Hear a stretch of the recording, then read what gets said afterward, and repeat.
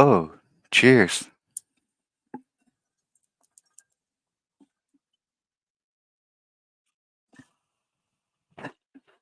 That was fun. That was so much fucking fun. So, we were launching the stream. We were 30 seconds from just the go live button, trying to bring up the damn book. Everything freezes and crashes. And then Windows decides it's going to do updates right now. Mind you, I mean, I ain't done them updates in probably about a month and a half, so. Might be my own damn fault, but we late, we gay. We here, though. Welcome back. Good evening, everybody. This is the Art of Worldly Wisdom, Part 9. We are officially more than halfway through this damn book now. We have got about 140 of these rules not to be the stupid left in front of us. I see I've got some people waiting. Hold on, who's in the mix? We got Cat Ninja doing Cat Ninja things over on Rumble. Hello, Cat Ninja doing Cat Ninja things on Rumble. Cat Ninja again on YouTube. A seemingly confused where is the show divinity? Good evening, Div. Inya. We'll probably be back, but wanted to leave a like. Well, thank you, Inya. Like, yeah, downloading my spyware. Oh, dropping. Hi, hi, Michelle. Yeah, just went live. Very boomer moment. Okay, so I don't even have anything up because I just jumped immediately back into StreamYard to try to get this thing live. So bear with me while I actually like bring up things that I need for the damn stream. I'm gonna try to bring them up one at a time and not crash the whole damn matrix again.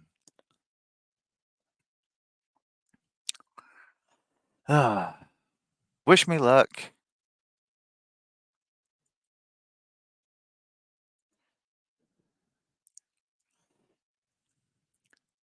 Shout out to that two people in the audience. I may have done screwed the whole pooch on this show. Ugh. Oh, we got 6 chilling over in Rumble, so cool. Ugh. Nowhere to book at though.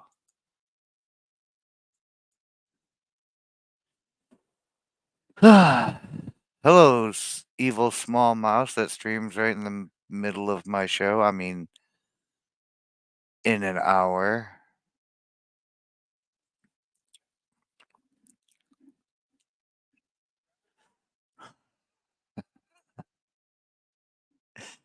Oh, look at my chat being adorable. Shout out to the chat.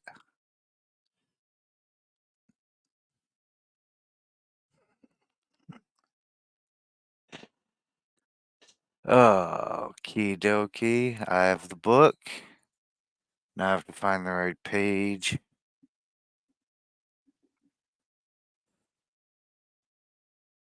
Nope, that's not it. Try again, dumbass.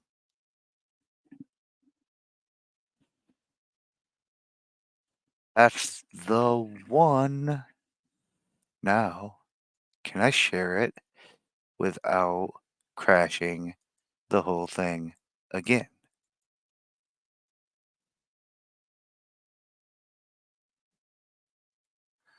Maybe.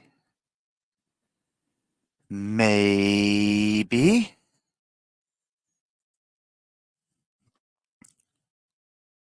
Maybe. Hey, look, we got it. We didn't crash. Ugh. Internet is slow, slow, slow. All right.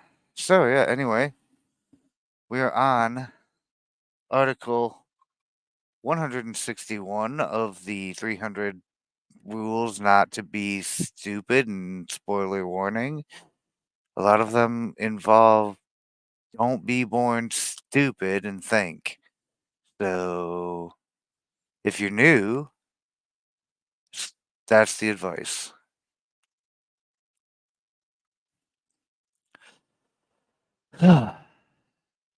Anywho, since we're already running extremely late, I'm just going to get right into this with 161, which is know your pet faults. So if you have like a cat or a dog or a significant fish obsession, for instance, you should be aware of that. And if your like cat or dog is like broken, like maybe they've injured their leg, like my doggo has, you should be aware of that. Or if you have a psychotic fish obsession, you you should be aware of that. Maybe if you make a YouTube channel about your pets, that might be a pet fault. But you should know your pet faults, because the most perfect of men has them, and is either wedded to them or has illicit relations with them. Interesting.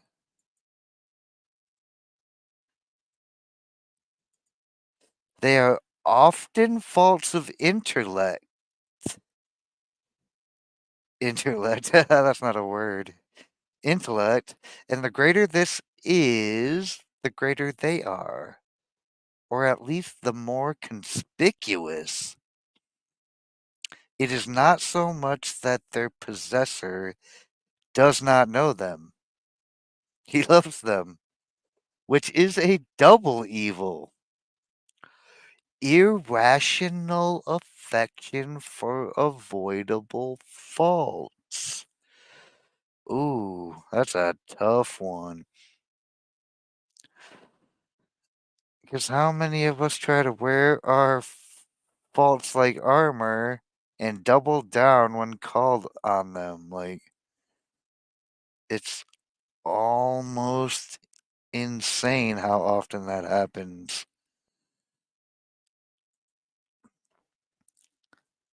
I know I'm guilty of this exact same thing. So far as the last, like, I don't know, 50 fucking rules have gone, I seem to just be like missing the mark with all of these a fair percentage of the time. I wish I had a little dartboard to see just like how often I'm off target with following these rules of not being the stupid.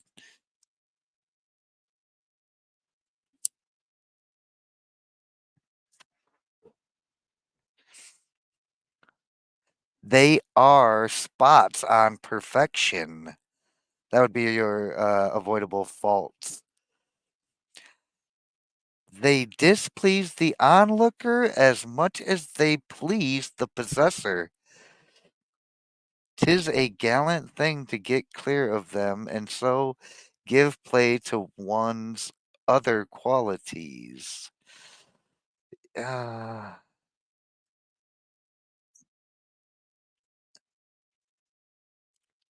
I'm trying to think of what my pet faults actually are. I think everybody knows, like, I fancy myself a bit of a philosophical thinker. It's a, and I also fancy myself an informed and learned man. Ergo, I tend to think I know more about shit than I actually do, or at least represent that I know more about shit than I actually do. I actually don't know a whole great deal about any one thing. I tend to just intake a lot, a lot, a lot. of information about as deep as I feel I needed to go with it, and then I let it go. I like leave the really going deep on shit to other people if I really want to know.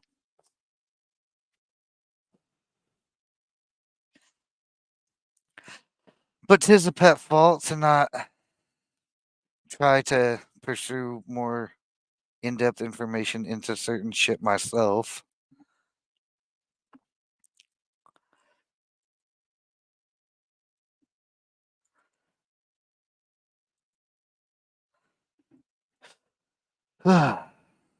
For all men hit upon such a failing, and on going over your qualifications, they make a long stay at this blot and blacken it as deeply as possible in order to cast your other talents into the shade.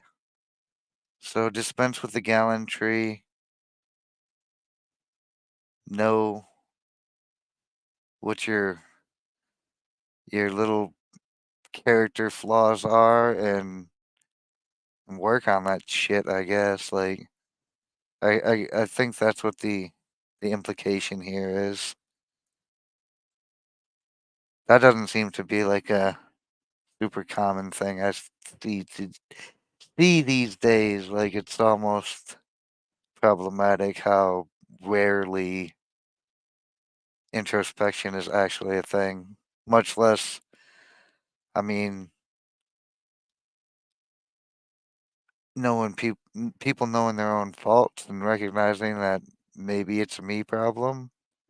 Mm, you're not gonna find a whole hell of a lot of that, but mayhaps help you in your pursuits to take a good, honest look at yourself. If things aren't going the way you'd like them to be going, maybe there's something amiss in there. Oftentimes, you might find that there actually is if you're honest with yourself about shit.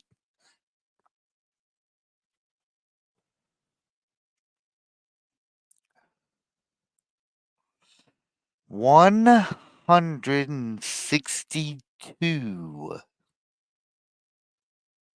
How to triumph over rivals and detractors. This is why I like regular numbers as opposed to Roman numerals. You don't need that many numbers to write 162. You really don't. But we're going to triumph over our rivals and detractors because it is not enough to despise them. Well, no shit. Though this is often wise. Well, no shit. A gallant bearing is the thing. One cannot praise a man too much who speaks well of them who speak ill of him. Hold on, what the fuck did you just say? One cannot praise a man too much who speaks well of them who speak ill of him.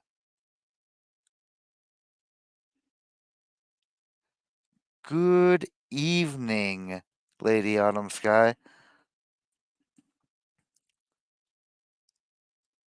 Do people really actually have this kind of civility to speak well of those who speak ill of them in current culture? Like, is that even a thing?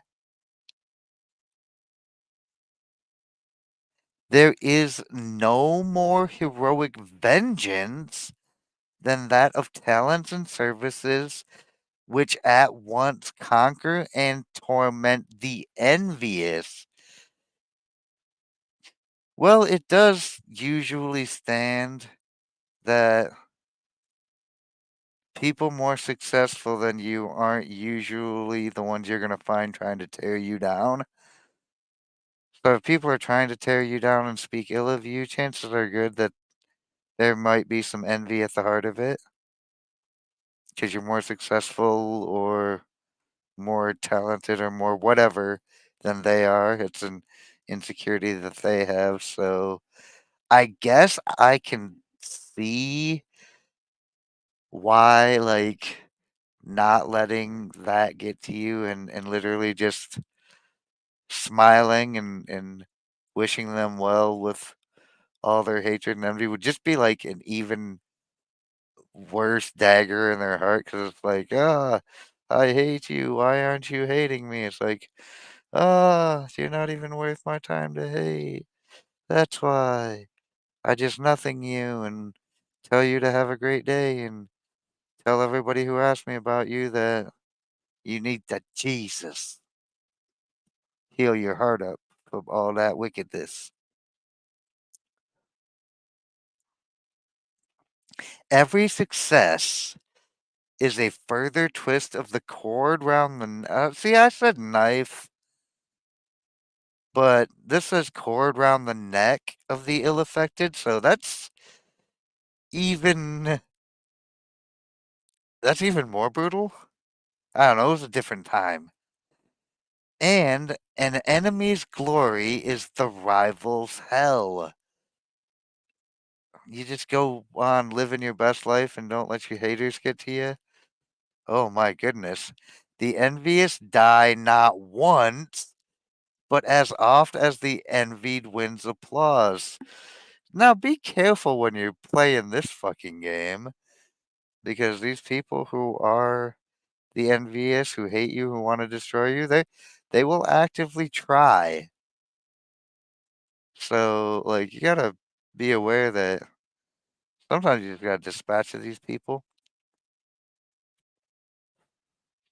The immortality of his fame is the measure of the other's torture. The one lives in endless honor, the other in endless pain. The clarion of fame announces immortality to the one and death to the other, the slow death of envy long drawn out. And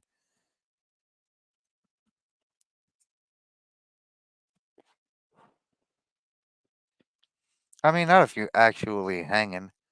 You'd be surprised how difficult that is. Actually, don't don't don't prove me wrong. I don't want I don't actually want you to find out if that's true. Evening, Gohagen. Good evening, Cool Gamer. Welcome back, my guys. You're just in time for me to be excessively late with the show, so congratulations. You didn't even miss much of anything at all. Fun shit there.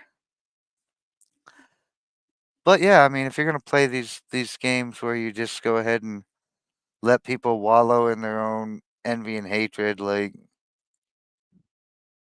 be aware of who they are, because they will try to get as close to you as they can in an effort to destroy you. Like, and it's oftentimes the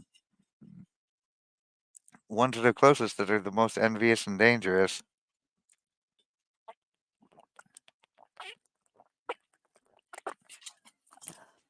But for the average rival who can do nothing, yeah, just go ahead and let them know how much you love them. They can't. They hate to see it. You know they hate to see you just doing well. 163. Never from sympathy with the unfortunate involve yourself in his fate. I believe there's a law of power that says something very similar. It says something like avoid the unlucky. One man's misfortune is another man's luck. For one cannot be lucky without many being unlucky. I mean, if you really want to get into the brutal pragmatism of how luck works, yes. I mean, there are very few that produce to the level that they outpace the vast majority of the many. It is a peculiarity of the unfortunate to arouse people's goodwill who desire to compensate them for the blows of fortune with their useless favor. And it happens that one who was abhorred by all in prosperity is adored by all in adversity. Is that saying like people have a soft spot for the underdog who, man, I'm just down on my luck? Well, that sucks for you. And pragmatically, I mean, that's how you're supposed to deal with that. You don't want to feed the animals. Vengeance on the wing is exchanged for compassion afoot. Yet 'tis to be noticed how fate shuffles the cards. There are men who always consort with the unlucky, and he that yesterday flew high and happy stands today miserable at their side. That argues nobility of soul, but not worldly wisdom. Yeah, I mean, we all have that noble spirit where we want to help the less fortunate, but the truth of the matter is they're usually less fortunate through their own failings to find a lane to success. Ergo, you cannot raise them up from their station. They can only drag you down to their station. This is how equality works. So the unfortunate pragmatism is fuck them. That's a them problem, not a you problem. Don't make people who constantly seem to have problems your problems because their problems never go away. They just become your problems. That's not the fucking way to go about helping anybody. Hurt yourself so you can feel noble while you help no one. Not the way. This is not the way. Unfortunately, it goes against our better, more noble natures to not try, which that's a paradox. Like, it does argue nobility of soul, but it's kind of counterintuitive to the reality of things. 164. Throw straws in the air to find how things will be received, especially those whose reception or success is doubtful. One can thus be assured of its turning out well, and an opportunity is afforded for going on in earnest or withdrawing entirely. Is anybody here familiar with the phrase throw straws in the air? Because that doesn't sound like it's very scientific. It doesn't sound like it's going to get you anywhere. I'm assuming that this is a turn of phrase that, had I existed in the 1600s, I might be more familiar with. This is not something I hear these days. So this is like going on what a. mm. Let's just keep reading, see if there's more explanation made here, though. Uh, One can thus be assured of its turning out well, and an opportunity is afforded for going on in earnest or withdrawing entirely. By trying men's intentions in this way, the wise man knows on what ground he stands. This is the rule of foresight in asking, in desiring, and in ruling. So does this mean just like throw fuck it, like the hell does this mean? Like just throw it out there, bro, and see if it sticks. Just go ahead and ask. Because that's kind of what this seems like. I've never heard the phrase Cat Ninja says, "I've heard it, but throwing knives in the air." Is that what that boils down to, Cat? And these weird people in there. I mean, you miss all the shots you don't take, so fuck it. I mean, if you want something from somebody or you want someone to do something, uh, the quickest, easiest route to test the water is to put it out there. So I'm thinking that that's where this is supposed to be going. And what's the worst they can say? No, at least you have an idea of what you need to work on. Like, if you can't get them to do it, you gotta go ahead and figure out how you incentivize that. But sometimes people will just do shit because you ask them to. So that's great when you don't have to negotiate it. 165 is wage war honorably. I'm tempted just to skip this because what the fuck is honorable when it comes to war? Evening person who's not subscribed to my Rumble channel. I mean, my good friend RA, who still has not picked a permanent nickname. Only here for a minute. Well, good to see you for a minute at least.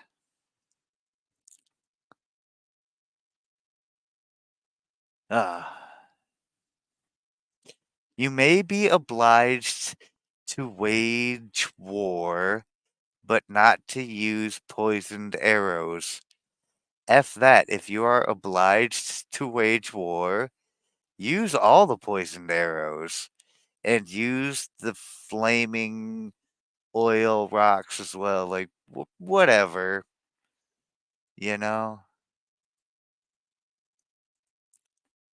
Everyone must needs act as he is,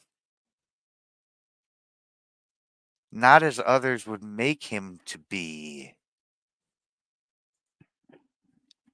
Which is kind of sounding like a contradiction from the first bit of advice.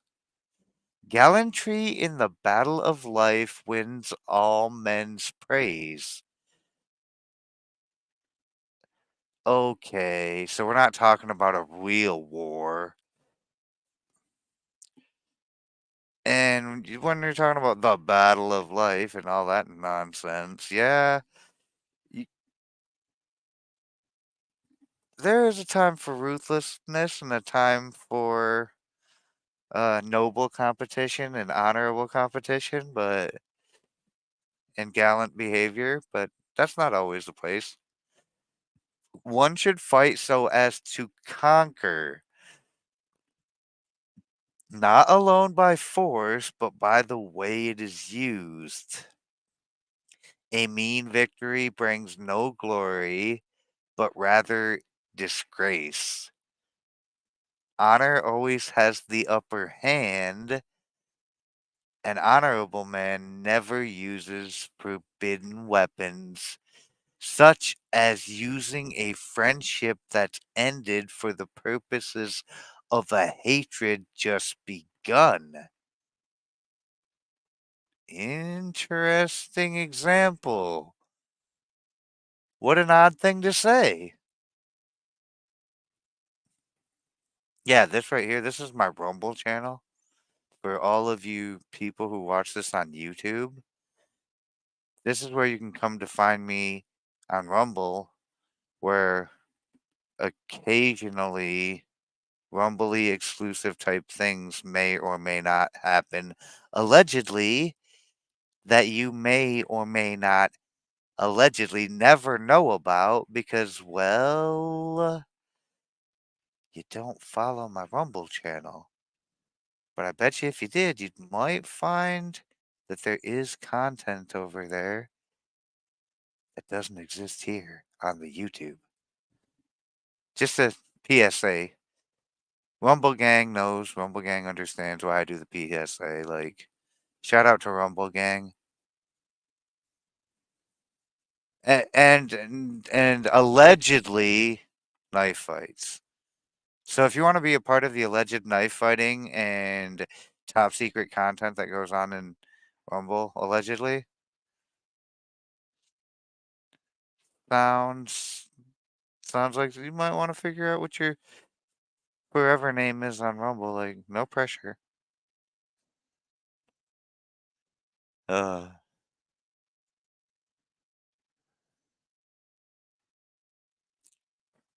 yeah. The slightest taint of treason tarnishes the good name. In men of honor, the smallest trace of meanness repels. The noble and ignoble should be miles apart. Be able to boast that if gallantry, generosity, and fidelity were lost in the world, men would be able to find them again in your own breast. Oh, so you got to keep these concepts close to your heart: gallantry, generosity, and fidelity, and don't crush people just for the sake of crushing them. I mean, trying to win hearts and minds is kind of key to like having any power or influence. So it is best to be as diplomatic as you can and mitigate your violence to only what you need to accomplish your goals. And then, like with the other hand that you had to knock them down with, help them back up out of the dirt, and maybe they'll learn a lesson about not fucking with you. The carrot and the stick, you know? But don't be mean. Don't be a big old meanie head. That's not how you win friends and influence people by being a effing jerk face.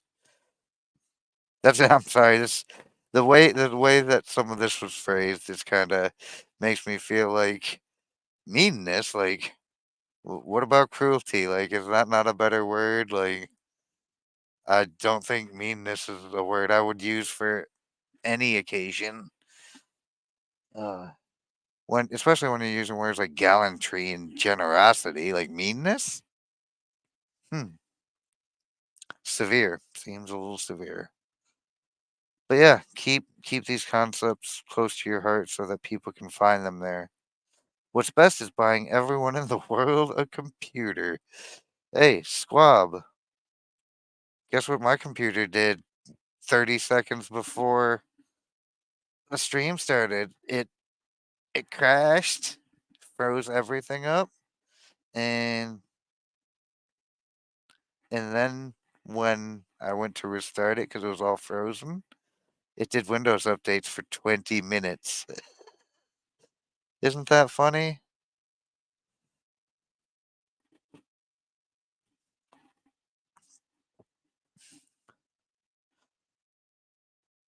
166? Did I read that correctly? Distinguish the man of words from the man of deeds. Ooh.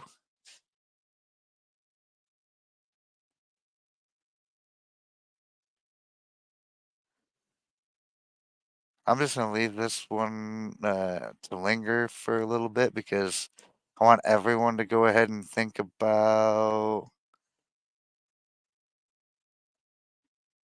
like everyone they know that's a big talker. Because everyone knows somebody who's that big talker that ain't about it, ain't about shit. I might be the man of words in this group. Okay, see you tomorrow. Maybe I'm still banking on some inclement weather to give me a damn reprieve from real life.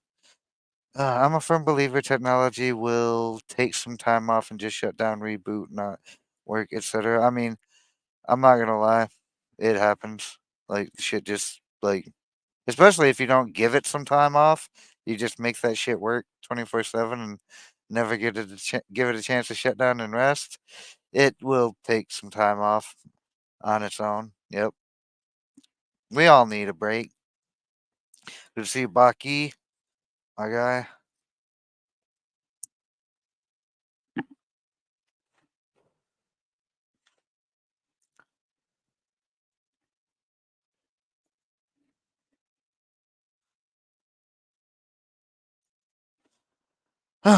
Discrimination here is as important as in the case of friends, persons, and employments, which have all many varieties. Bad words, even without bad deeds, are bad enough. Good words with bad deeds are worse. One cannot dine off words which are wind, nor off politeness which is but polite deceit. To catch birds with a mirror is the ideal snare. It is the vain alone who take their wages in windy words. Words should be the pledges of work and, like pawn tickets, have their market price. Trees that bear leaves but not fruit have usually no pith. Know them for what they are, of no use except for shade. My oh my. This one right here is one that y'all should make a note of. What was this, 165, 166? I think it was 166. Yeah, 166. Distinguish the one who's all talk and no action. The pithless wonders. Hey, Suze. Hey, Xander.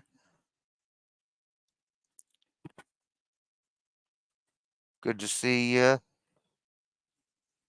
I just attacked all the politicians, all the blowhards in our entire, like in every political system who, oh man, they do talk the game, don't they? You are not wrong. You're not wrong. I didn't even think about the fact that I was attacking all the blowhards in Washington, but shots fired, bang, bang, bang, bang, bang, all across the bow to these fruitless bullshit artists. Like, if someone constantly says they're gonna do something and they do nothing, don't expect them to suddenly up in one day do something. But usually the people who are about shit are too busy doing the thing to sit and talk about how they're going to do it, whether they're promising or threatening. You got to distinguish the man of words from the man of action.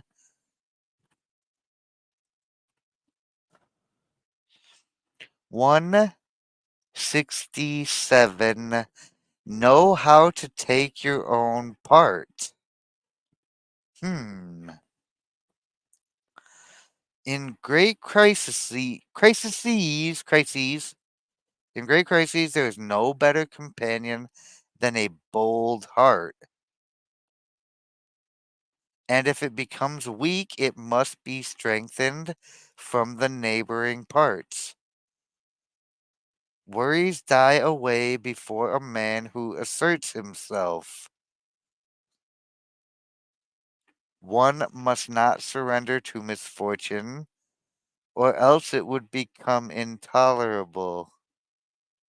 So when I say take your part, it doesn't mean like take your role.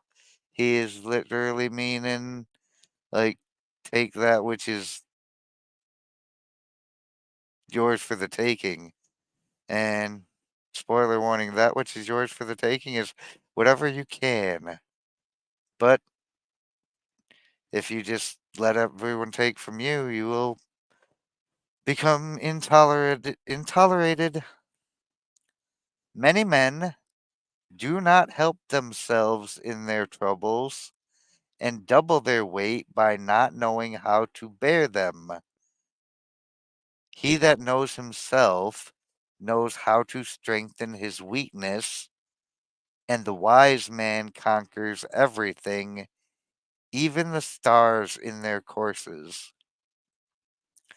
Okay, well, that last part's probably a little bit of an exaggeration. I haven't seen anyone who's conquered any stars yet, but if you happen to have a star as a slave or a pet, we'd love to hear about it on the show. Send us your story in the comment section on my YouTube channel, in the comment section on the Rumble channel. You could even write it in the sky. Send it to me on the expert at DarthHideous. That is just my standard with the in the middle.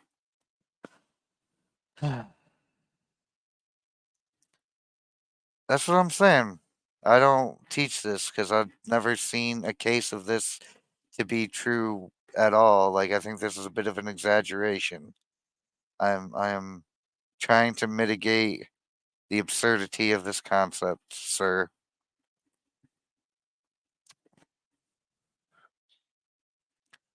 This is really important right here. He that knows himself knows how to strengthen his weakness. And that is something everyone can use. This is why knowing your pet faults is a key to knowing how to strengthen your weakness, which is a key to knowing how to take your part. But if you conquer any stars, let me know. Yeah, write it with your star. That would be very, very interesting. Moving on. 168. Do not indulge in the eccentricities of folly. I'm pretty sure I could leave the word eccentricities of, which is two words, yes, but I could leave them out of this and then just say do not indulge in folly because, duh. Like vain, presumptuous, egotistical, untrustworthy, capricious, obstinate, fanciful, theatrical, whimsical, inquisitive, paradoxical, sectarian people of all kinds of one sided persons. They are all monstrosities of impertinence. All deformity of mind is more obnoxious than that of the body because it contravenes a higher beauty. Yet who can assist such a complete confusion of mind? I swear to God, Gracian did drugs, y'all. Some of these little rules are written in a manner that almost makes no sense. And then sometimes he just goes on an adjective synonym. I mean, how many words, unnecessary words in that list? How many? How many? What the fuck?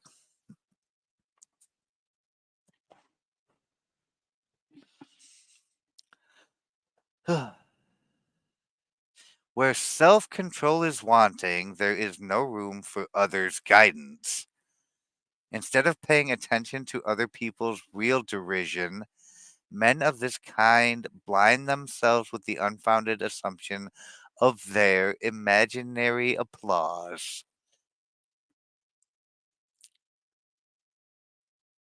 Yeah, always Gracian did choose with something else than what we do. I mean, I swear to God, this guy, some of it's just like, was this written by a third grader? Were you drunk when you wrote this? And then some of it's just like, yeah, that looks a lot like some type of speed. And this reads like somebody might have been on a little bit of the, uh, I mean, how do I say meth? An amphetamine of sorts. It really does seem like it sometimes. It's just like, oh, kind of want to go back and read that list. Like, avoid, do not indulge in the vain, presumptuous, egotistical, untrustworthy, capricious, obstinate, fanciful, theatrical, whimsical, inquisitive, paradoxical, sectarian people, and all kinds of one sided persons. Remember that part right there. That's the fun part right there. Don't indulge in any of that shit. Moving on. 169. Nice. Be more careful not to miss once than to hit 100 times. Huh. I suppose if I hit you 100 times, I can afford to miss you once. Why would, on the other hand, I want to worry about not missing? Okay, I'm very interested here. No one looks at the blazing sun, all gaze when he is eclipsed. Huh. I mean, yeah, they still were looking at the solar eclipses back then. Don't do that either. Hmm. The common talk does not reckon what goes right, but what goes wrong. Ooh. Evil report carries farther than any applause. Yep, that's true. Many men are not known to the world till they have left it. Well, that's literally how, like, legacy works.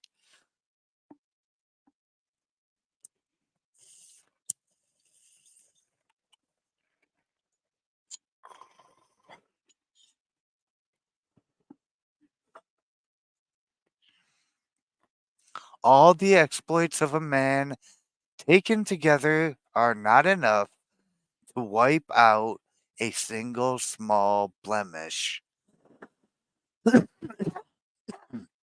That's a little bit misleading.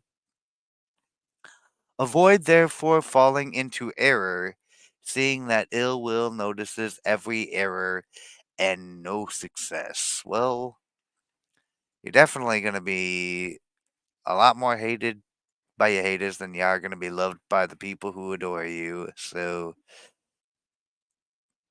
there is a case to be made that you want to avoid any perception of imperfection. However, oh, such thing is so impossible.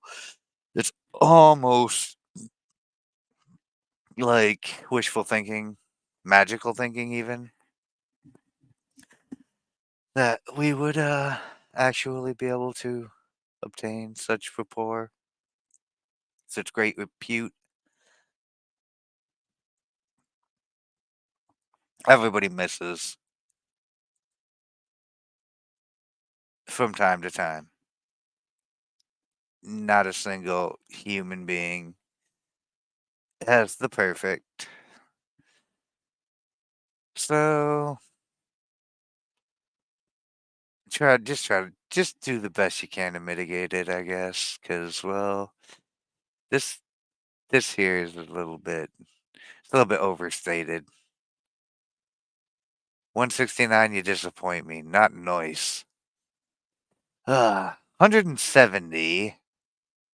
And this one I already thoroughly agree with. In all things, keep something in reserve. Never, ever, ever, ever, ever, ever, ever, under any circumstances, let all your cards be known. Under any circumstances, you may always have to play that ace up your sleeve. And if you happen to have just like a very large stack of aces up your sleeve, maybe keep most of that shit to yourself. 'Tis a sure means of keeping up your importance. A man should not employ all his capacity and power at once and on every occasion. In fact, you should actually try to deploy as little of your capacity as you can to get whatever you need done, and always, always, always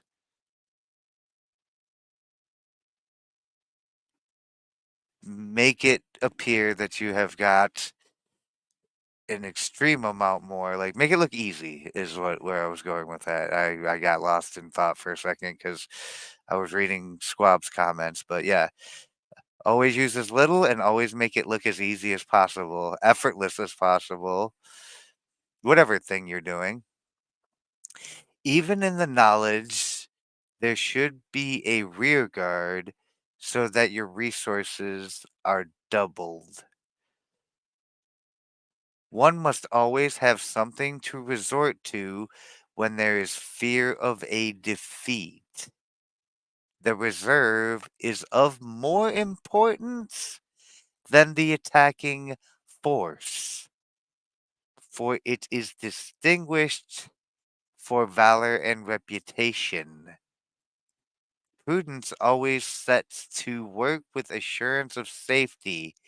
In this matter, the piquant paradox holds good that the half is more than the whole. Well, like I said,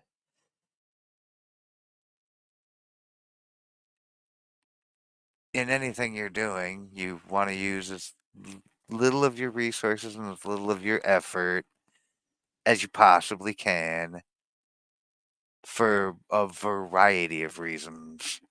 But it's all pragmatism. Like, for one, you never want people to know what you're fully capable of. For two, I mean, you will get more repute and you will also have more resources and effort and ability to invest elsewhere into other things. It's called being efficient with your shit. Work on it.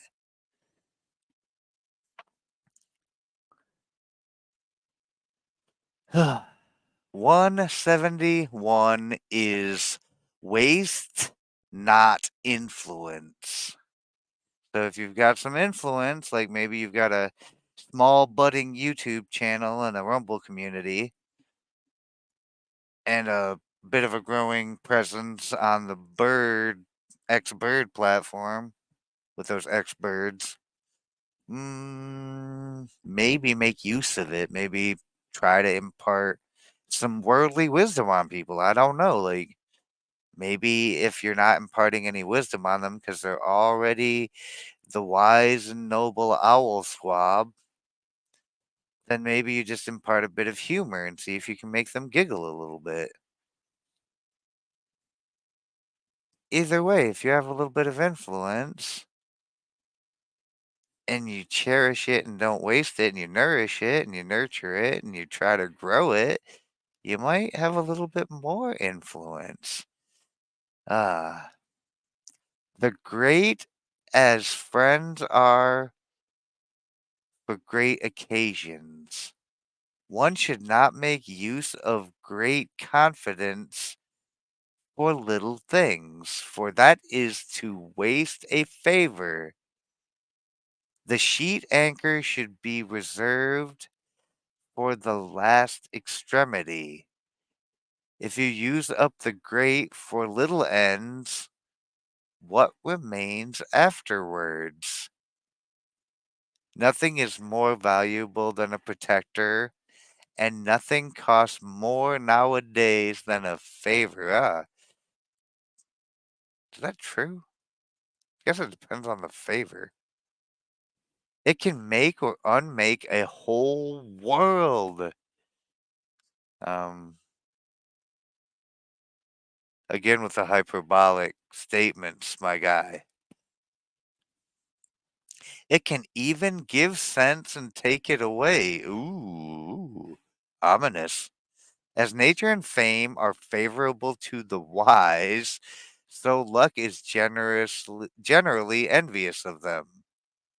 It is therefore more important to keep the favor of the mighty than goods and chattels. Well, that was a really lame way to describe wasting, not influence. But I do agree with like the first bit of this where it says don't use big favors on trivial shit. Otherwise, when you got some big shit, you might be out of favors. So make sure you know the value of what you're getting for what you're asking. Like, sometimes you just don't want to ask for help for shit you don't need it on. So,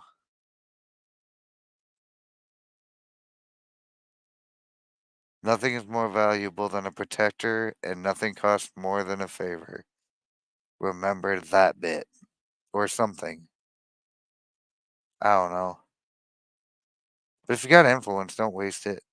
And if you got powerful friends who can do powerful things, make sure you need powerful influence before you call those guns in.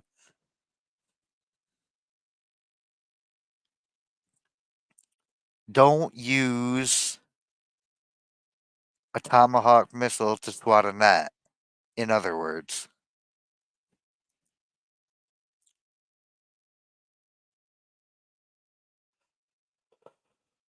172 is never contend with a man who has nothing to lose. Oh, I'm fairly certain that when I used to do the Philosophy Friday streams, the thumbnail I used was something along the lines of there is no man more dangerous than he who has nothing to lose, and that is 100% true. He who has nothing to lose has nothing to fear. Because you thereby enter into an unequal conflict. The other enters without anxiety, having lost everything, including shame. He has no further loss to fear. He therefore resorts to all kinds of insolence. One should never expose a valuable reputation to so terrible a risk, lest what has cost years to gain may be lost in a moment, since a single slight may wipe out much sweat. A man of honor and responsibility has a reputation because he has much to lose. He balances his own and the other's reputation. He only enters into the contest with the greatest caution and then goes to work with such circumspection that he gives time to prudence to retire in time and bring his reputation under cover. For even by victory he cannot gain what he has lost by exposing himself to the chances of loss. Oh, cheers.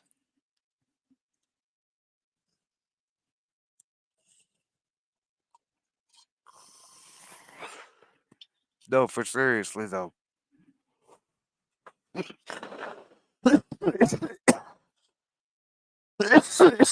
Oh, oh damn.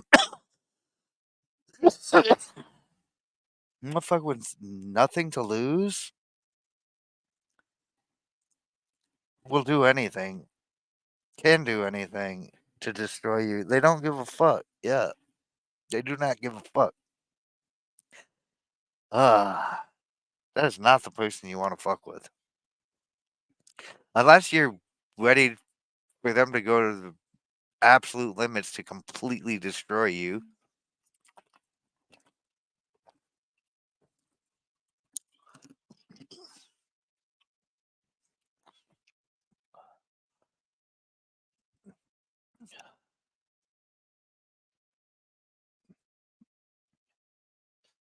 173.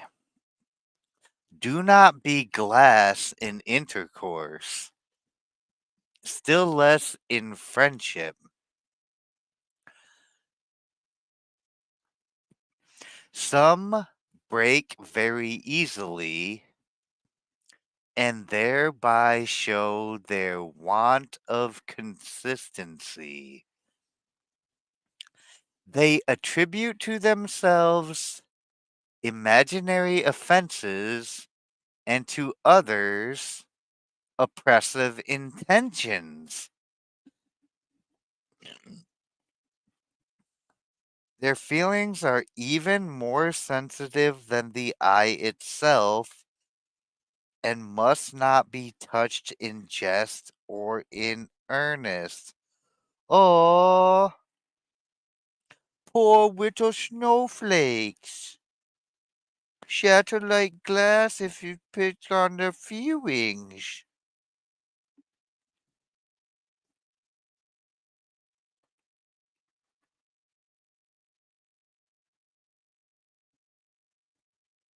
We are going to go ahead and retitle 173 to Don't Be a Bitch. Seriously, don't be a little bitch. Mote offend them, they need not wait for beams. Those who consort with them must treat them with the greatest delicacy, having regard to their sensitiveness and watch their demeanor, since the slightest slight arouses their annoyance. They are mostly very egotistic. Oh, egoistic. Slaves of their mood. My bad. I that says egoistic. That's a word I don't see every day.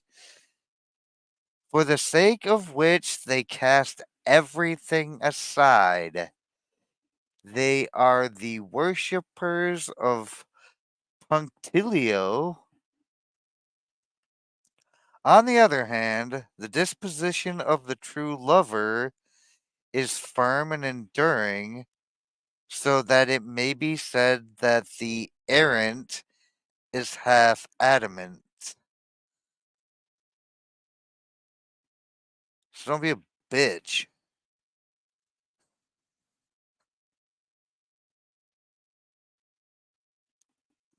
Was your ex a special snowflake?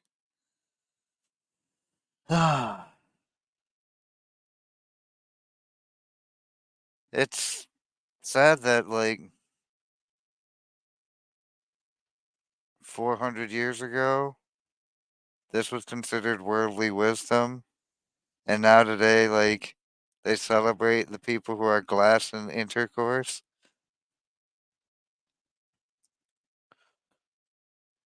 who largely probably don't have any real friends because all their friends are glass too. Don't be a dumb bitch, yeah. How about that?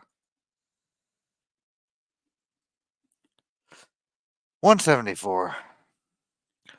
Do not live in a hurry. Alright. In that case, I'm gonna go ahead and just chill. We're not gonna hurry, man. I'm just gonna cheers with my audience. And I might not even get around to reading the rest of this rule because, I don't need to hurry, man. Okay, man. Get back to it, man. All right. To know how to separate things is to know how to enjoy them. Many finish their fortune sooner than their life. They run through pleasures without enjoying them and would like to go back when they find they have overleaped the mark. Postilions of life, they increase the ordinary pace of life by the hurry of their own calling. I know people like this who are too busy being busy to enjoy any of the doings.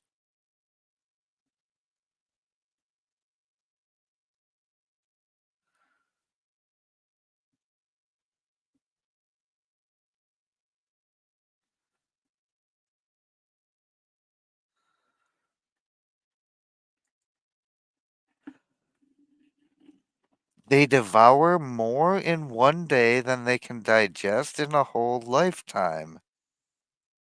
They live in advance of pleasures, eat up the years beforehand, and by their hurry get through everything too soon. Or they just do a lot of drugs and go out in a blaze of drug induced stupor. Ah,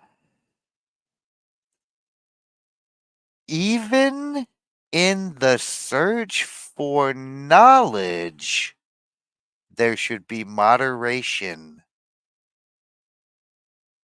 lest we learn things better left unknown. I'm not gonna lie to you, I fucked this shit up. Sometimes because of a pure morbid curiosity, or because of a friend's pure morbid curiosity, I am unfortunate enough to learn some shit that I would at minimum rather have not known and absolutely did not need to know and would wish to unlearn had I the ability to unlearn things. If unlearning was a skill that you could do, I can't say that I wouldn't employ it for at least a few things. I might have even unlearned the Ricada Law YouTube channel. That's a bold statement for anybody who knows my background.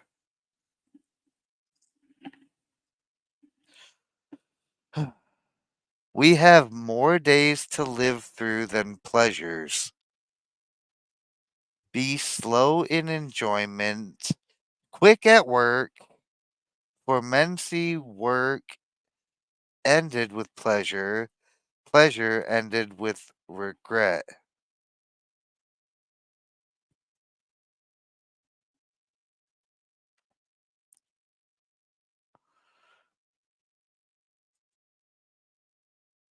I still don't know if I buy any of that. This definitely sounds like half bullshit.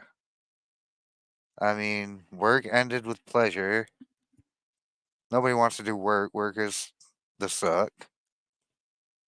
So be slow in enjoyment, quick at work. Work ended with pleasure. Pleasure ended with regret. Like, uh, or more pleasure. I mean, Blue Gamer, good to see you. Take care. Be safe out there. Don't do anything dumb. It's kind of the theme we got going here. Don't have the dumb. Just take care of yourself. 175. A solid man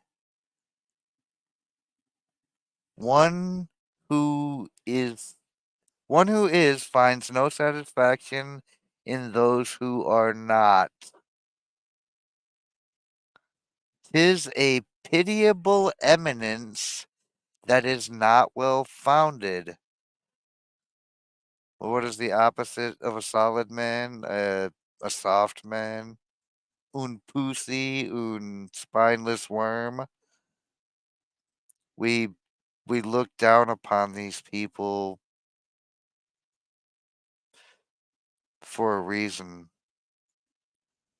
Not all are men that seem to be so.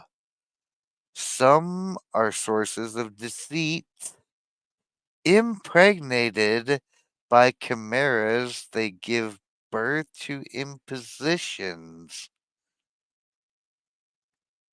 Others are like them so far that they take more pleasure in a lie because it promises much than in the truth because it performs little. Ah, how many people are deceived in this manner? But in the end, these caprices come to a bad end, for they have no solid foundation. Only truth can give true reputation. Only reality can be of real profit. I feel like this is one of those things that we should bring back in 2024. Solid men that live in reality. One deceit needs many others, and so the whole house is built in the air and must soon come to the ground. Unfounded things never reach old age. Imagine that.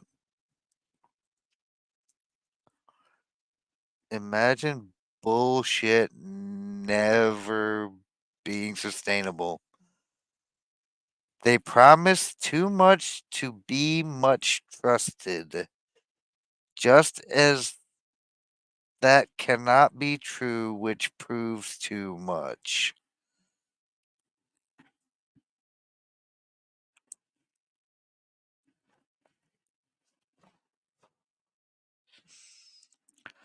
Yeah, let's bring back solid men. It's 2024.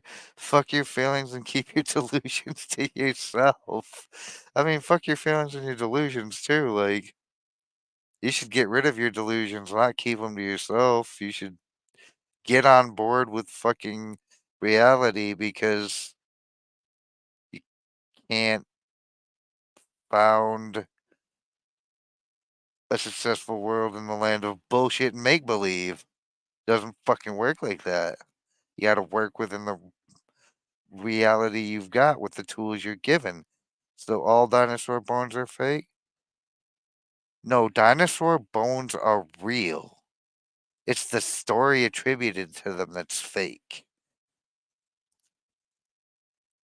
It's all 100% bird propaganda. Saying that dinosaurs evolved into birds is 100% bullshit propaganda promoted by the bird lobby to try to make birds seem way fucking cooler than they actually are. So they made up these giant skeletons and said, look at these creatures that lived before us and became birds. Yeah, fucking right. Shut up, you damn bird commie propagandist. I know all about the Dino Gate there, Squaw Bob. I'm big woke. Big woke on Dino Gate.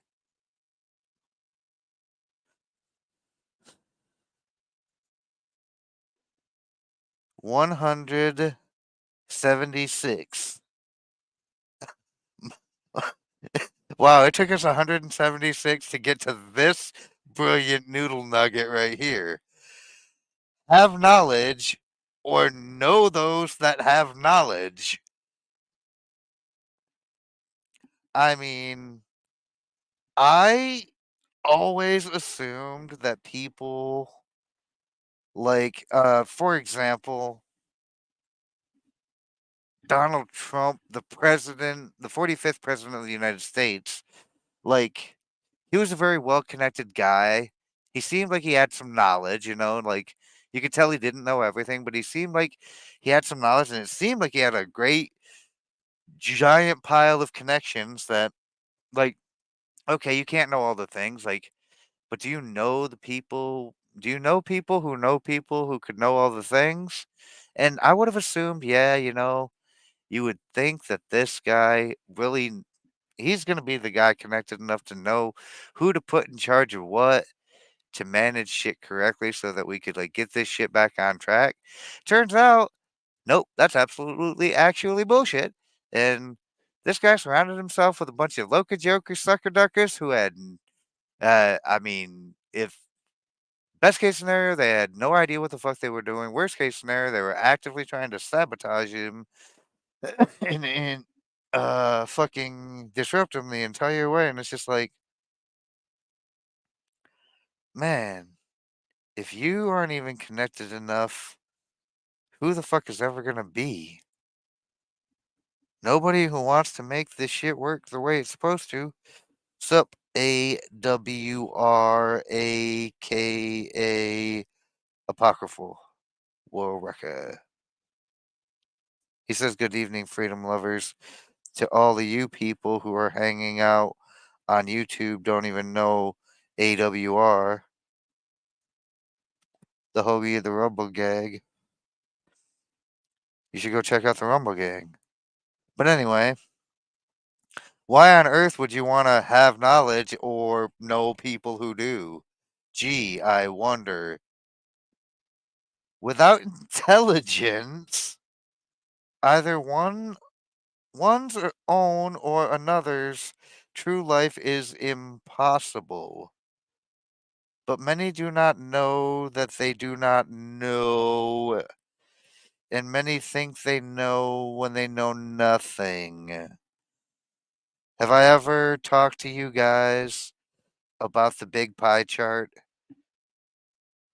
where there's like a 1% sliver that is like the shit you know, and then there's like a 10% sliver that is the shit you don't know, and then there's the other 89% of the pie that is the shit you don't know?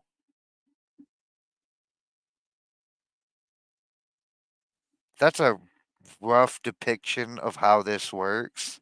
But all the things you know is like a very minute fraction of all the shit you don't know. No man is an island unto himself. Gohagen is correct. You definitely want to know shit and know people who know shit. The more people you know that know shit, the better the reach of your knowledge. Now, in 1645, they didn't have the internet.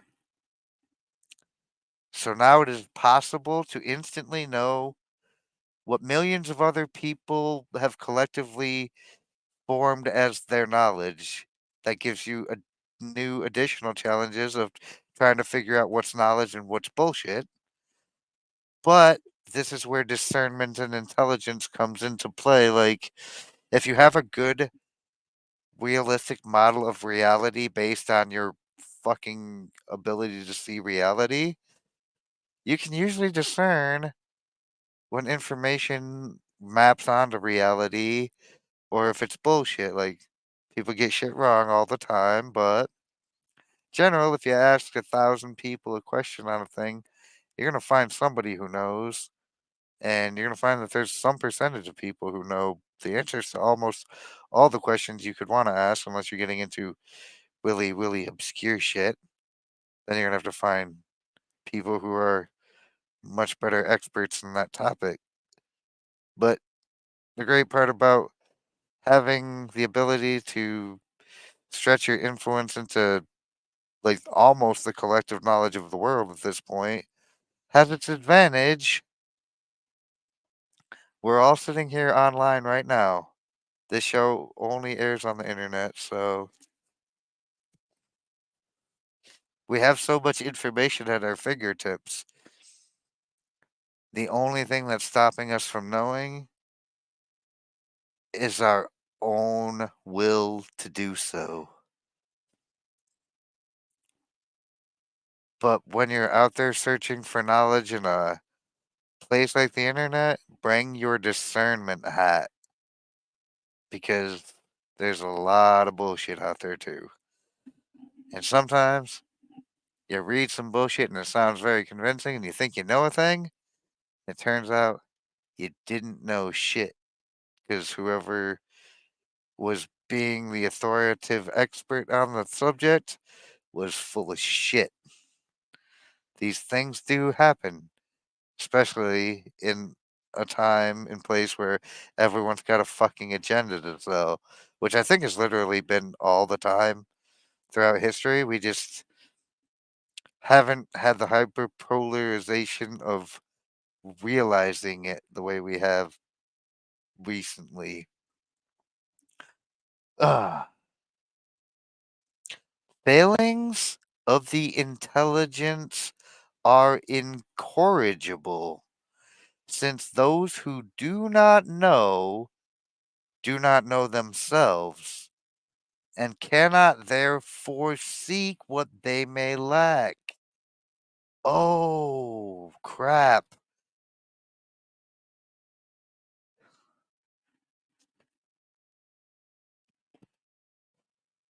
Imagine being in that spot, y'all. Imagine not knowing what you don't know. So, how can you seek to know a thing if you don't know that you don't know it? How can how can you possibly become learned? Hi, Darth and all. I'm late. I will have to rewatch later. Hey, Mims. Better late than dead. Better late than I no longer enjoy this show and don't want to hang out. Like everyone, I was late too. Just for the record, I was late too. When you go back and rewatch, there's a fun story at the very beginning of the show about why I was late. It was a beautiful clusterfuck. Cost me 20 minutes. Fucking joy.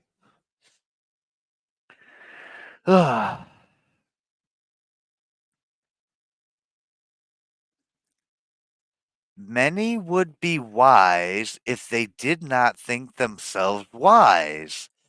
Ooh, see, this is how you get to the point of, yeah, to address this question, am I talking about the troll elf Dr. Tony Fauci? I am saying in a roundabout way, yes. Uh, listen maybe more to Agent David Duchovny when he played Fox Mulder. Trust no one, question everything. Make up your own mind. Don't listen to other people's bullshit.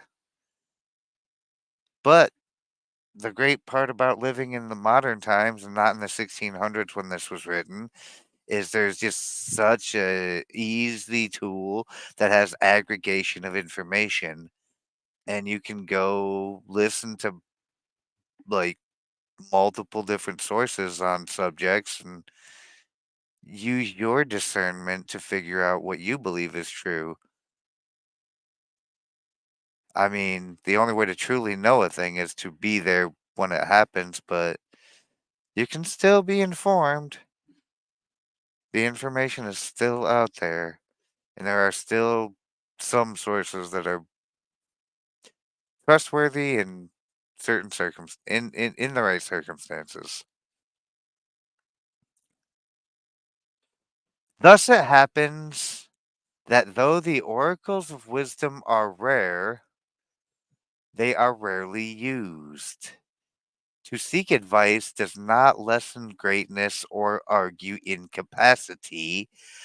On the contrary, to ask advice proves you well advised. Take counsel with reason if you do not wish to court defeat.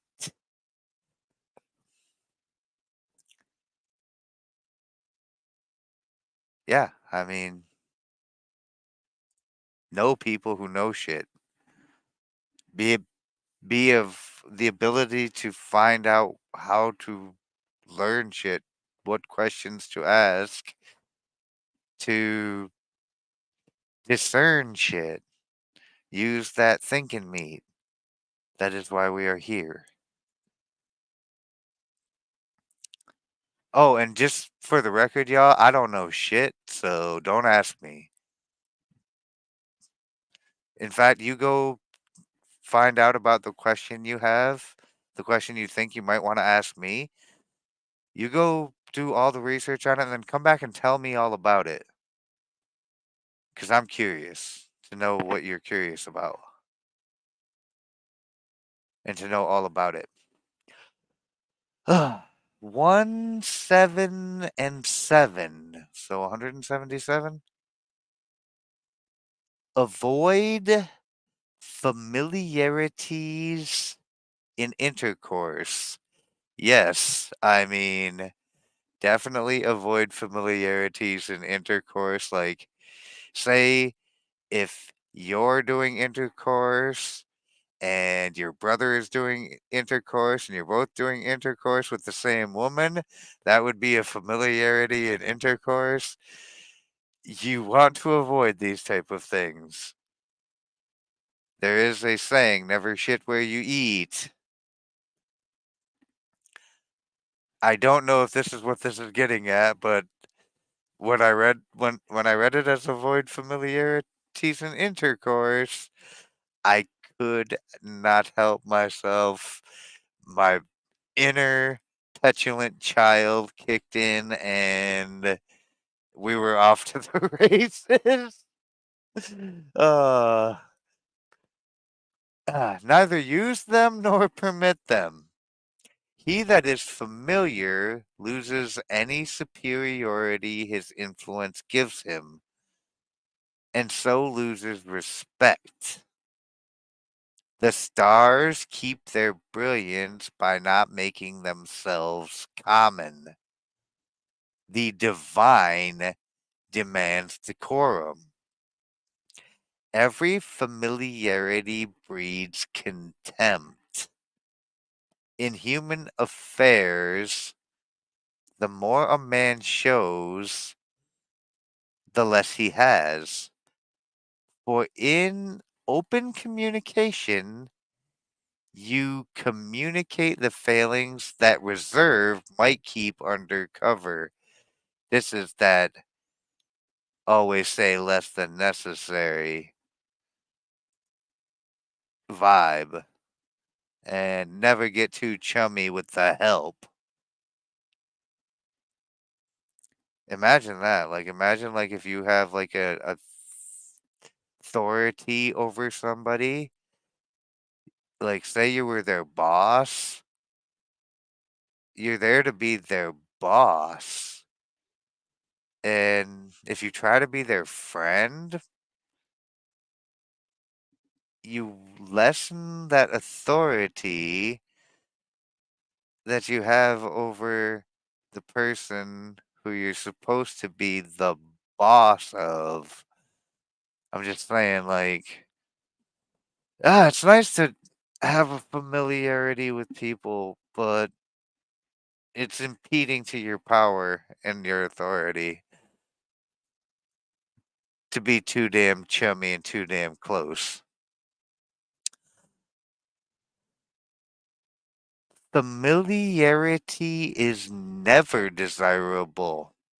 With superiors, because it is dangerous. With inferiors, because it is unbecoming. Least of all with the common herd. Remember what I said about don't be too chummy with the help? Gracian agrees. Who become insolent from sheer folly. Ah, don't become too chummy with the stupids either.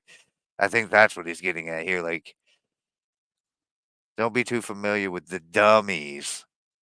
They mistake favor shown them for need felt of them. Ooh. Yeah, because they're stupid. Familiarity trenches on vulgarity. Ooh. Dig in a little deep with that familiarity. No, if you're dealing with your family or your friends, like familiarity is the way to go. But like if you're out there in the world where you're doing the actual making of the donuts,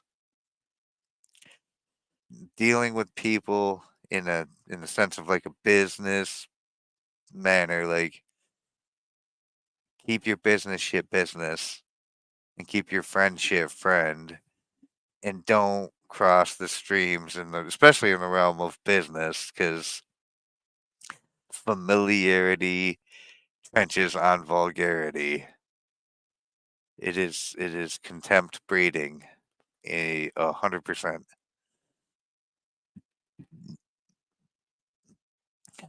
Because the minute you become too friendly with somebody, they start losing respect for your damn authority. And you need them to respect your authority. 178 is trust your heart. Huh. Well, this is going to get me in trouble, especially when it has been proved. Never deny it a hearing. It is a kind of house oracle that often foretells the most important. Many have perished because they feared their own heart, but of what use is it to fear it without finding a better remedy? How about use your thinking meat? How about use your damn thinking meat? I mean, if you've got a gut instinct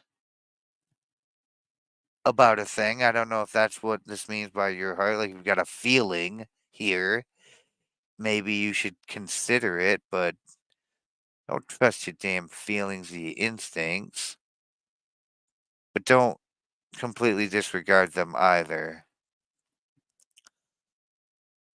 Many are endowed by nature with a heart so true that it always warns them of misfortune and wards off its effects. It is unwise to seek evils unless you seek to conquer them. Well, I don't know why that last part was thrown in there, but I agree. Like, as for the rest of this, I mean, yes, you should listen to your heart to some extent, but make sure it maps on with things that are rational because the heart will oftentimes compel you to do irrational shit. The heart of the problem is a problem of the heart.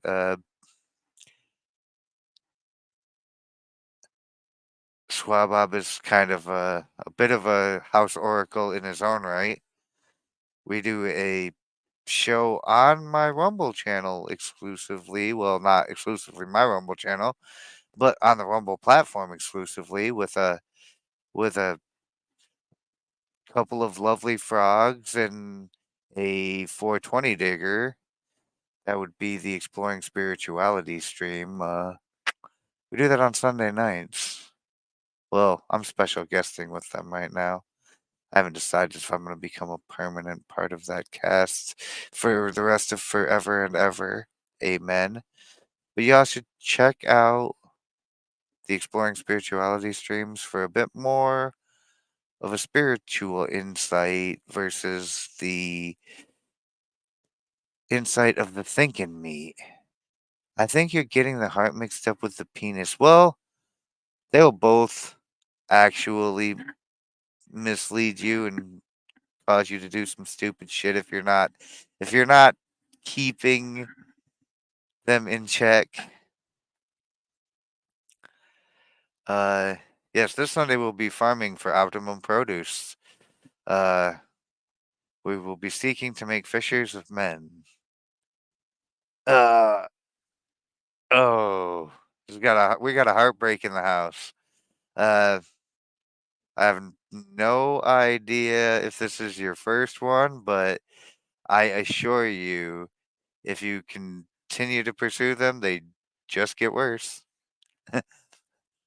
Uh, and if you live in a Western country, and you probably do, Western women are awful, and they're not getting any better.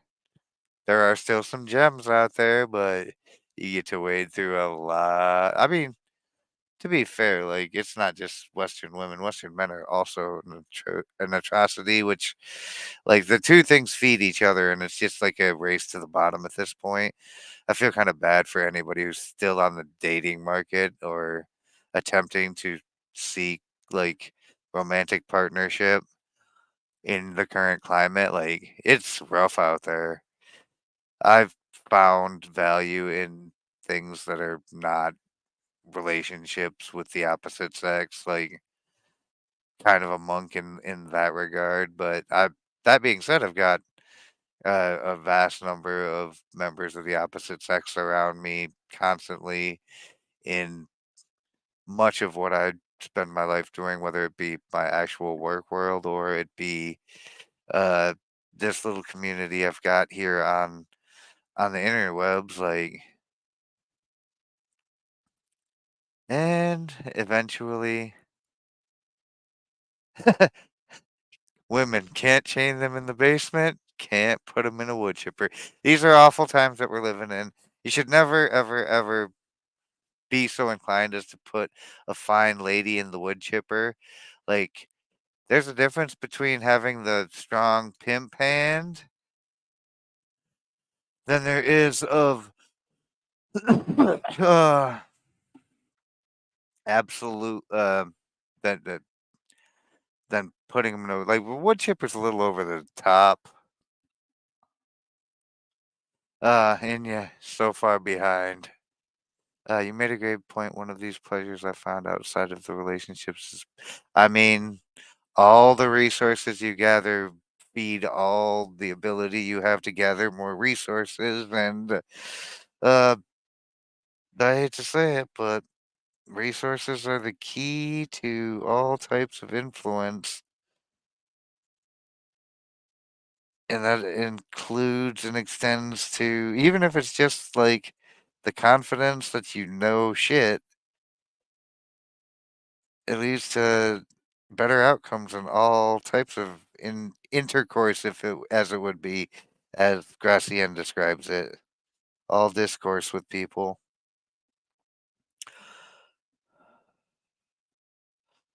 179.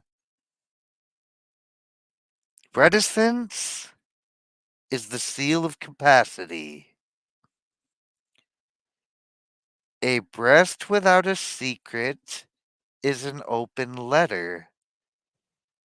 Where there is a solid foundation, secrets can be kept profound. There are spacious cellars where things of moment may be hid. Reticence springs from self control, and to control oneself in this is a true triumph. You must pay ransom to each you tell. The security of wisdom consists in temperance in the inner man. The risk that reticence runs lies in the cross questioning of others, in the use of contradiction to worm out secrets, in the dart of irony. And ironically, one of the rules in this book that we covered today earlier was basically like always live in the light of the truth, always be the honorable, honest guy. And this right here is also telling you to lie on expert levels, to conceal things to a manner that nobody can catch you concealing through cross examination. To avoid these, the prudent become more reticent than before. What must be done need not be said, and what must be said need not be done. So watch what the fuck you do and say. Oh, Firsty. Hey, Firsty. Been here long?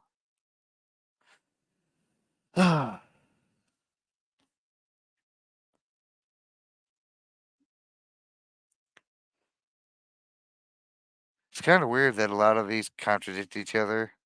Because you must be. I guess that's what being formless and being mal. It's like it's able to be the most honorable, perfect liar that everybody trusts because nobody knows that you're concealing everything from them.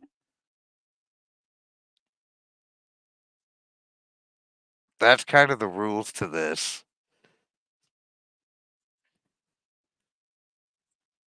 All of these things make sense in their context, but when you put it all together, it's kind of like, oh, well, this is kind of pointless. 180. Never guide the enemy to what he has to do. The fool never does what the wise judge wise, because he does not follow up the suitable means. He that is discreet follows still less a plan laid out or even carried out by another. One has to discuss matters from both points of view, turn it over on both sides. Judgments vary.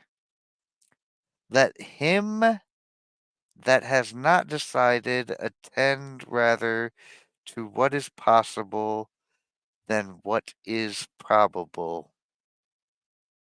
Never stretch or never snatch the victory or defeat from the jaws of victory. And there's a wonderful saying in poker that says don't tap the tank. And then there's another saying in combat that is never interrupt your enemy or rival when they are making a mistake. And that's what this is getting at is never guide the enemy to what he has to do. Don't make it so obvious that someone who is opposing you is making a mistake, and don't be that guy who tells them how they fucked up because That's not gonna. People learn from that shit. It's not a good idea.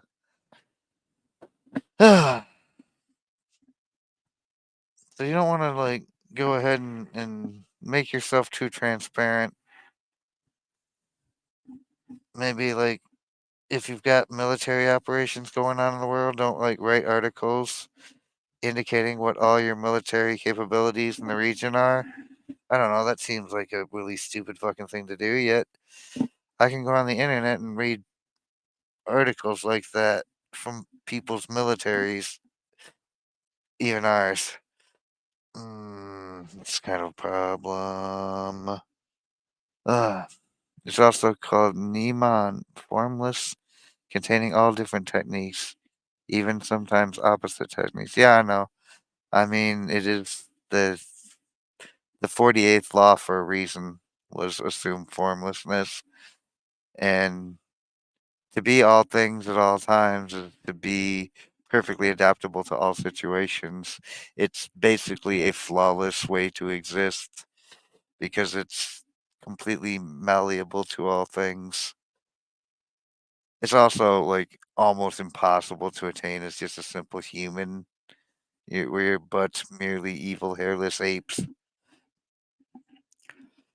And thus, we must continue to constantly work at these things in order to improve our station in them. But it is 10 o'clock. I know the show usually goes for 2 hours, but due to some unforeseen, very terrible technical difficulties, we're going to cut it a little short right here at 180, which means on Saturday we'll pick up on 181. That'll be at noon Eastern Daylight Savings Time on Saturday, the new day and time. Sorry for the tech issues. It I'd love to say it won't happen again, but I literally can't stop it from happening if it does happen again. So it sucks when that kind of shit happens, especially when it cuts 20 minutes of your show. But I am kind of thinking this is a fine point to stop, and we still managed to get through like 20 of these things. So thank you all for coming. As always, like smash the like button, hit subscribe if you are new, and notification bells to make sure you don't miss an episode. I appreciate every single one of you for coming and contributing in the chat, especially my Rumble gang, who I love, my YouTube gang, who I love, even though YouTube is asshole. Uh, you guys are the best. Uh, we're stuck trying to be here doing this show without all of you, so definitely keep coming back, but bring some friends if you want. It's more fun with everyone. Malleable hairless butt ape. That is a Darthism. I don't know if that's a Darthism. I would not attribute that quote to myself, sir. But anyways, guys, the weather's getting nice. While you're pursuing wisdom, don't forget to like go out and breathe the fresh air and experience nature and maybe learn how to dig a hidden survival shelter in case of apocalypse. Practice skills. Become in tune with the world around you. Don't just pursue knowledge, pursue experience in life. But be safe while you're doing it. Seatbelts and sidearms, everybody. It's getting crazy. If you live in the city, it's getting really fucking crazy. Anywho, I will see you all this weekend on Saturday. Friday show has been moved officially because I can't do a noon show on Fridays anymore. So If anyone was wondering, that's what happened. We are now officially live at noon on Saturdays. I'll see you all there. Until then, I'll catch you in the wastelands if not.